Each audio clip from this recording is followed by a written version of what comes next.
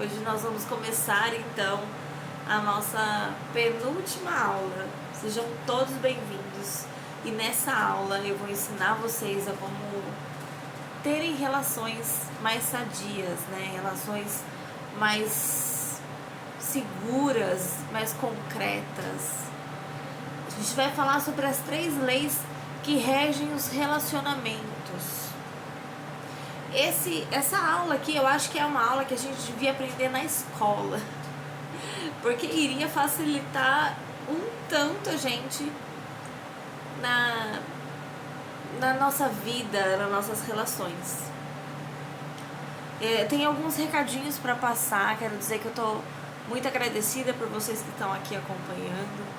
Dizer que amanhã vai acontecer a nossa última aula e amanhã vai abrir as vagas para o acompanhamento terapêutico Expanda.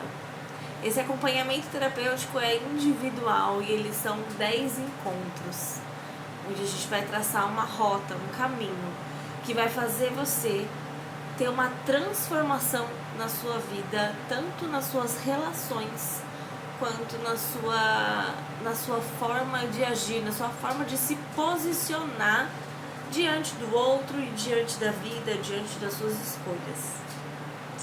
Então vamos começar.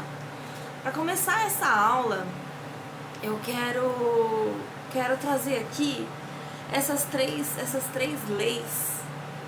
Quando eu falo lei é porque ela independe da sua crença, do seu consentimento para acontecer.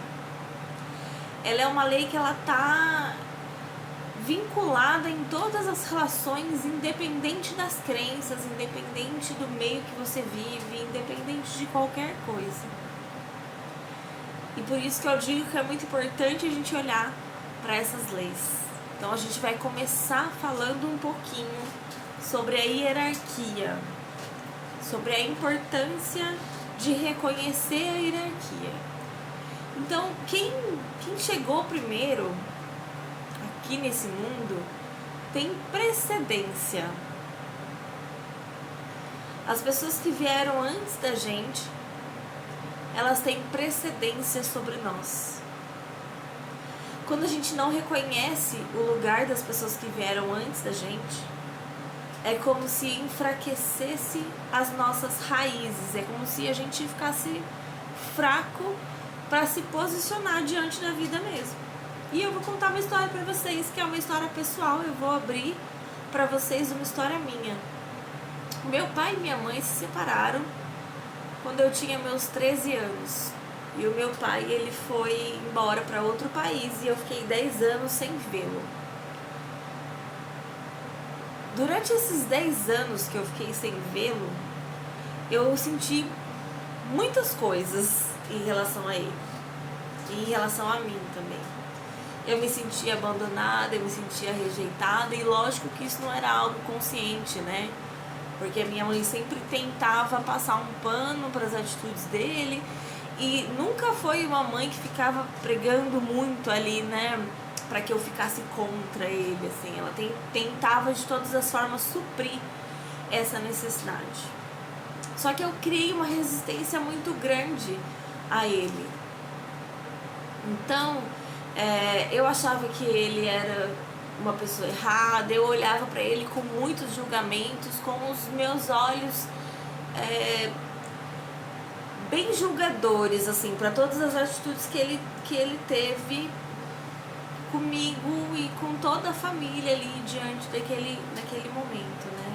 Pois bem. Aquilo que a gente nega nos nossos pais, a gente herda. Aquilo que é mais difícil para você lidar com seu pai e com sua mãe, quando você vê, você tá fazendo igual. Quando você vê, você tá se colocando numa situação muito semelhante. E comigo não foi diferente, né? Então, lá atrás, quando eu comecei no mercado de trabalho, quando eu comecei a trabalhar, eu trabalhava como vendedora. E era justamente a profissão do meu pai. E eu me via, né, hoje olhando daqui, né, eu tenho essa consciência, óbvio que na época eu não tinha, mas eu me via reproduzindo e buscando seguir os mesmos passos que ele seguia. E isso de uma maneira muito inconsciente. Então ele trabalhava como vendedor viajando. O que eu fui fazer? Eu fui pegar uma representação para mim ir viajar, para mim ir para a estrada. Todas as pessoas que eu me relacionava tinha algo muito semelhante ao meu pai. Ou era a maneira que lidava com a relação em si, né? Eu sempre me relacionei com pessoas que queriam ficar nesse lugar de pai mesmo, de cuidado, né? E eu achava que aquilo era verdadeiro, que as pessoas tinham que cuidar de mim mesmo, sabe? E aí essa falta, esse vazio que eu sentia foi virando uma bola gigante e se tornou o maior vazio da minha alma.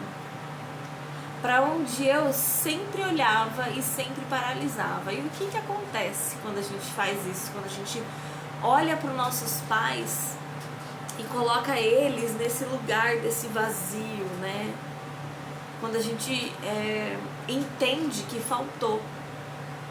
Quando eu entendo que faltou algo, eu preciso cobrar da vida. Quando eu cobro da vida, eu me coloco numa posição de não poder receber. E isso de não poder receber pode ser inúmeras formas, mas o dinheiro, de fazer muitas dívidas.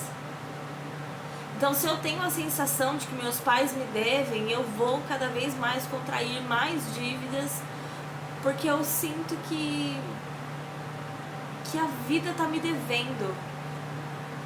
E na inconsciência a gente vai reproduzindo aquilo que a gente sente, né? Então, o que tá fora, na verdade, tá dentro. Sempre quando a gente olha para algo que tá fora, nunca é sobre aquilo que a gente tá achando que é, sabe? O problema nunca é a dívida do banco. O problema nunca é a dívida que você fez e você não consegue pagar. Não tá aí a questão. A questão tá na sensação. Lembra que eu falei ontem sobre os pensamentos e os sentimentos, né? A sensação, o sentimento é de dívida. Então eu vou sempre trazer mais dívidas. Porque eu não sei reconhecer esse lugar que o meu pai e que minha mãe tem, que vem acima de mim. Só foi possível eu entender isso quando eu olhei de fato pro meu vazio.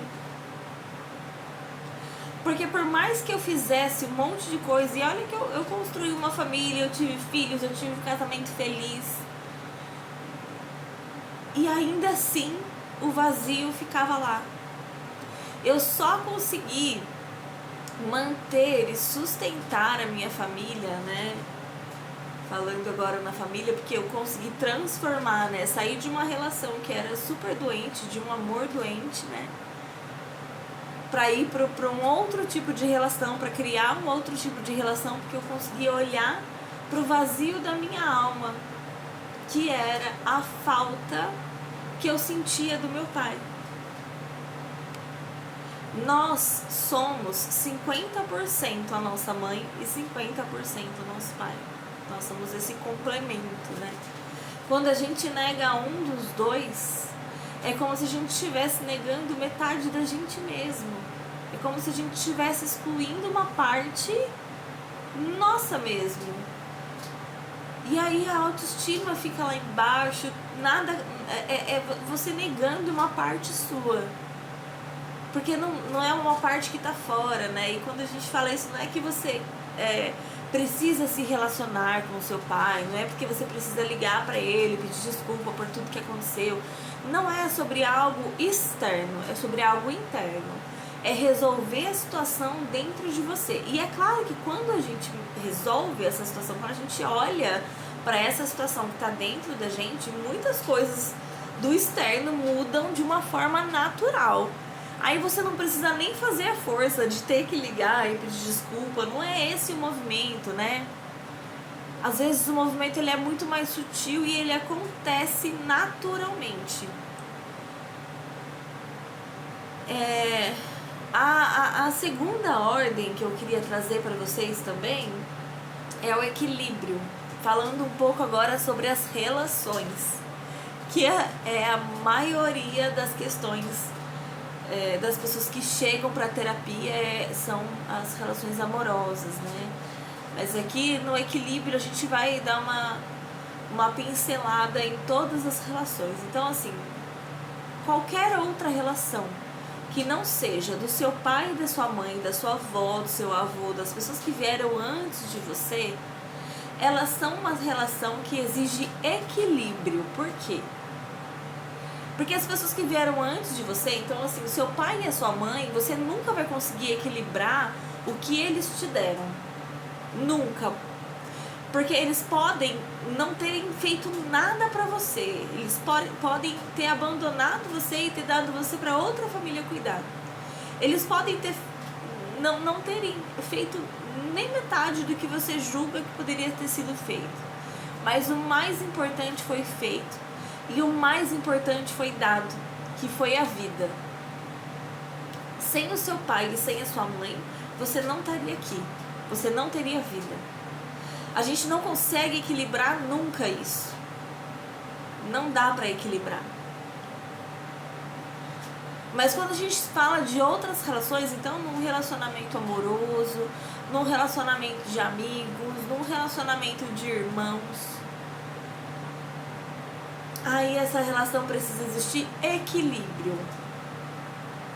Se eu sou uma pessoa que me dou muito na relação, se eu faço muito pelo outro, se eu tô sempre resolvendo o problema do outro e eu não recebo nada em troca, inconscientemente é como se a pessoa que desse muito, como se a pessoa que fizesse esse trabalho de se doar muito nas relações, na inconsciência estivesse dizendo pro outro: você deve pra mim.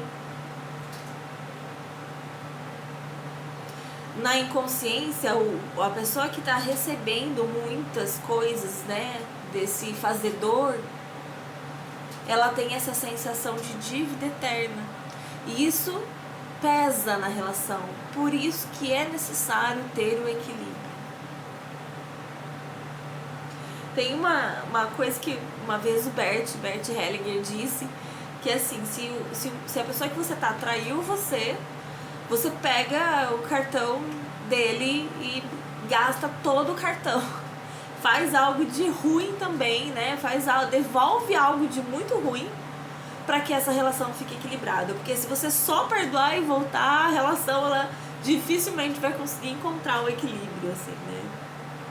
Porque precisa ter um equilíbrio. E não é trocar 6 por meia dúzia, não é eu faço assim e você devolve exatamente assim, não.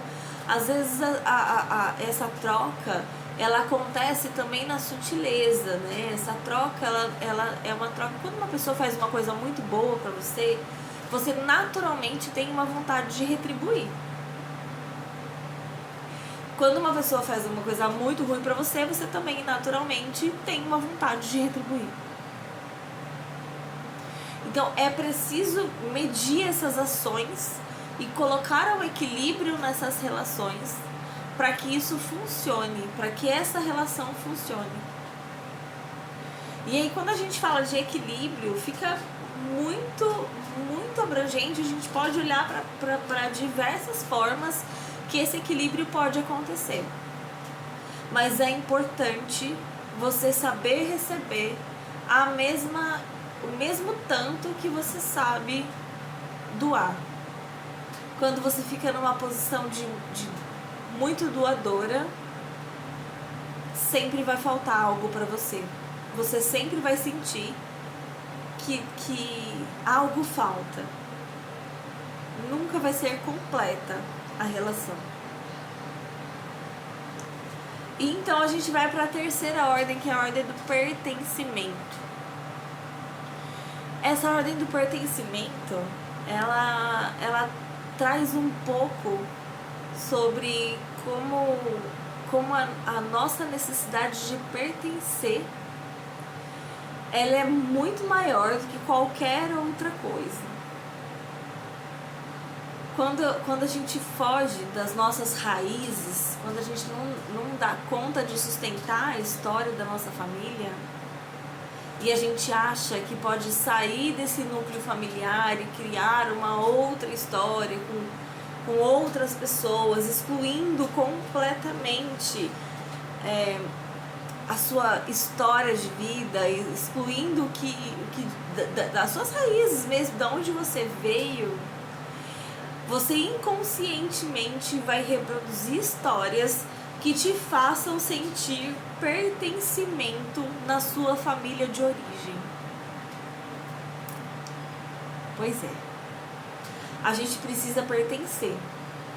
O ser humano nasceu com uma grande carência desse pertencimento. Por isso que muitas vezes a gente escuta casos de histórias de pessoas que conseguiram muitas coisas e depois perderam justamente para se sentir igual nessa família, para se sentir pertencendo a essa família. Sabe, se eu tenho uma mãe que foi muito traída, que sofreu muito na separação, eu vou reproduzir as sensações que a minha mãe viveu inconscientemente como uma forma de honrar. É como se a minha alma dissesse para a alma da minha mãe: eu sigo as suas dores. Por amor a você, eu sinto as suas dores. E aí a gente começa a reproduzir tudo que a nossa mãe viveu. Então a dificuldade no relacionamento, a dificuldade financeira, a dificuldade na maternidade. A maternidade é um lugar muito delicado, onde coloca, nós que somos mulheres, colocam a gente numa simbiose muito grande com a criança, quando a nossa simbiose com a nossa mãe não foi curada. A gente vive reproduzindo essa simbiose com a nossa mãe. Porque mãe é um negócio que é muito delicado, né? E é claro que não é algo que a gente faz consciente, tá? É algo que a gente faz inconsciente. A nossa alma busca viver as dores e reproduzir os padrões que a nossa mãe viveu. Por conta dessa sensação, por conta dessa sensação mesmo inconsciente que a gente precisa ter de pertencimento. E a gente pode olhar para isso quando a gente está acompanhado, né? Quando a gente está sendo acompanhado por um terapeuta, a gente consegue encontrar outros caminhos e outras possibilidades para esse pertencimento. Mas o primeiro passo é você reconhecer as atitudes que você tem hoje que são reproduzidas por conta dessa carência desse pertencimento. O quanto você precisa integrar dentro de você esse pertencimento para poder viver uma vida plena. Nós somos muito mais leais do que livres. Essa é uma grande verdade. Somos muito mais leais do que livres. A gente pensa que pode fazer o que a gente quiser, que a gente pode sair e viver o mundo de qualquer forma. E o nosso inconsciente está sempre colocando a gente numa cilada para reproduzir uma questão que os nossos antepassados vieram.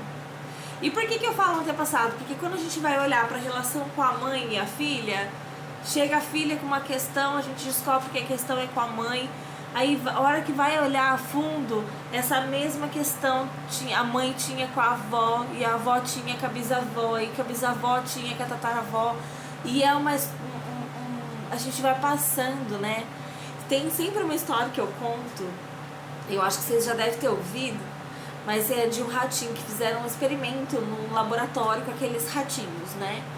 E aí o ratinho, toda vez que ele entrava numa piscina com água, era algo assim, não lembro com certeza, mas era algo assim. Ele levava um choque. Tocava uma buzina e ele levava um choque. Tocava uma buzina e ele levava um choque. E assim foi feito com a vida inteira desse ratinho, coitado do ratinho. Mas foi. E aí o ratinho teve um filho que não fizeram experimento nenhum. Deixaram o filho só reproduzir o neto. Daí o neto desse ratinho que levava o choque, fizeram um teste com esse neto, que era acionar a buzina e não dar o choque. Quando acionavam a buzina, as coisas que aconteciam aí no cérebro desse ratinho era exatamente a mesma de um ratinho que estivesse levando choque. Ele reproduzia a mesma sensação, mesmo não levando choque. E é exatamente isso que a gente faz. A gente vai só reproduzindo alguns padrões. E por mais que a gente não esteja vivendo nas mesmas histórias, a gente dá um jeito de reproduzir. Às vezes um gatilho dessa história, às vezes uma coisinha dessa história que te gatilha essa dor é a buzina que toca e você sente a dor do choque. E é muito louco, porque você pode aprender a olhar para essa buzina e dizer: buzina, agora eu vejo você, não preciso mais doer, porque eu tô vendo que essa dor não é minha, eu tô reconhecendo da onde vem essa dor. E só um movimento de reconhecer, de ver, de poder saber, já muda tudo. E é por isso que eu sempre falo também, né? Só pode ser curado aquilo que é visto. Porque o que a gente vê é só a ponta do iceberg. O que tá por baixo, o que tá profundo, a gente não consegue ter acesso. A gente não tem acesso, a gente só vê a pontinha. A gente só vê a conta que a gente não consegue pagar. A gente só vê o desconforto que a gente sente na relação. A gente só vê o problema com a autoestima que a gente tem.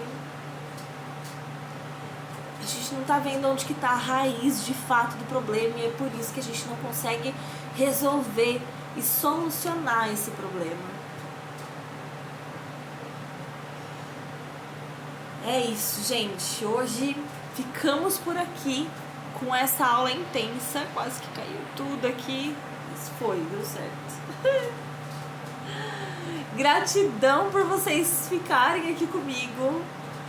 E hoje eu vou abrir o grupo porque eu quero ouvir de vocês, se vocês estão assistindo essas aulas, se tá entendendo, se não tá fazendo sentido, se tá fazendo sentido.